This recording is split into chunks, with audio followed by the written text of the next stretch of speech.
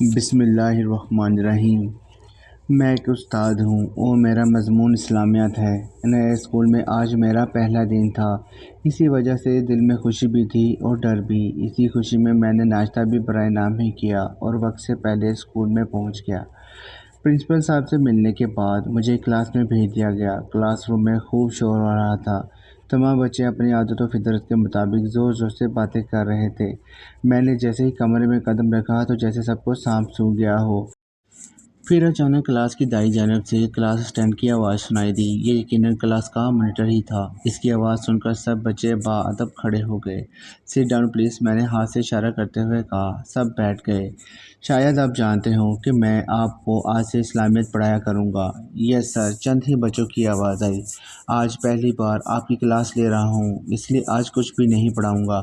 پہلے میں اپنا تعارف کراؤں گا، پھر ایک ایک کر کے آپ سب کے بارے میں بھی جاننا چاہوں گا۔ استاد کا شاگردوں سے بڑا گہرا تعلق ہوتا ہے۔ استاد معلم ہوتا ہے اور اس کا کام علم و گاہی دینا ہے۔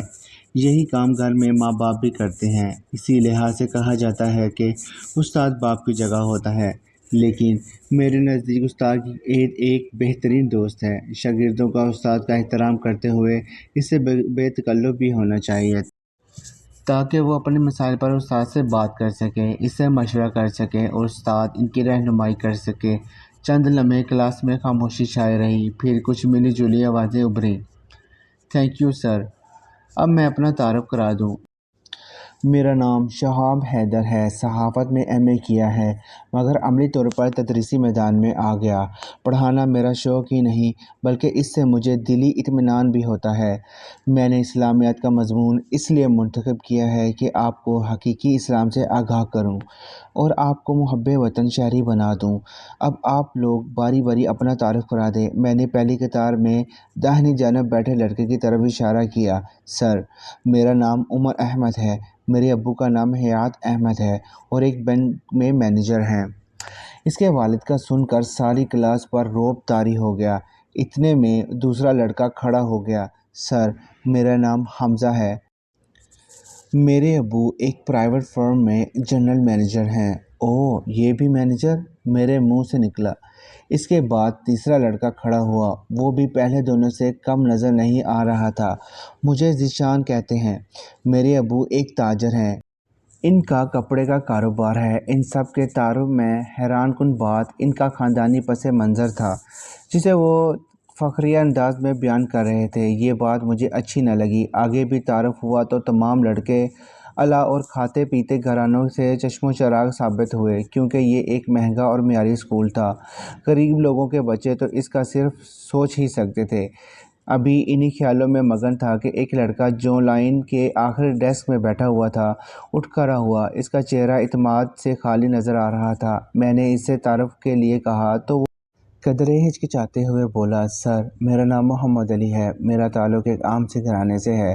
کلاس کے تمام لڑکے اس کی طرف دیکھنے لگے تو وہ شرمندہ سا ہو گیا۔ میں نے پوچھا، بیٹا، آپ کے ابو کیا کام کرتے ہیں؟ جی، وہ اللہ کے دوست ہیں۔ اس کا جواب سن کر کلاس میں قہقہے گونجنے لگے، مگر میری سنجیدگی دیکھ کر خاموش ہو گئے۔ اللہ کے دوست، وہ کیسے؟ کیا آپ اس کی وضاحت کریں گے بیٹا؟ جی، وہ محنت مزدوری کرتے ہیں۔ ہمارے نبی صلی اللہ علیہ وسلم کا ارشاد ہے کہ ہاتھ سے کمانے والا اللہ کا دوست ہے، تو میرے ابو بھی اللہ کے دوست ہوئے، کیونکہ وہ اپنے ہاتھ سے کماتے ہیں۔ وہ سارا دن محنت مزدوری کرتے ہیں تاکہ میری فیس ادا کر سکیں اور مجھے بہتر سے بہتر تعلیم دلوا سکیں۔ وہ کہتے ہیں تم محنت کرو اور بڑے آدمی بننا۔ اس کا جواب سن کر سب حیران ہو گئے۔ اس قدر پختہ یقین کا بچہ دیکھ کر دل کو سکون ملا۔ میں نے اسے شاباش دی اور پوری کلاس سے مخاطب ہوئے کہا، واقعی ہاتھ سے کمانے والا اللہ کا دوست ہوتا ہے۔ محنت کی عظمت اور برکت سے کون واقف نہیں ہے؟ آپ کے ابو کا مقام بہت بلند ہے، آپ کو اس پر فخر ہونا چاہیے۔ کئی انبیاء کرام بھی اپنی ہاتھ کی کمائی کھایا کرتے تھے۔ میں نے محسوس کیا کہ میری بات کو پوری کلاس پر اثر ہو رہا ہے اور مجھے خوشی بھی دی کہ میں نے پوری کلاس کو محنت کی عظمت سمجھانے میں کامیاب ہو گیا۔ یقین کرتا ہوں بچوں کہ آپ کو میری یہ کہانی پسند آئے گی۔ مزید ایسی کہانیوں کے لیے میرا چینل لائک اور سبسکرائب کریں۔ شکریہ، جزاک اللہ۔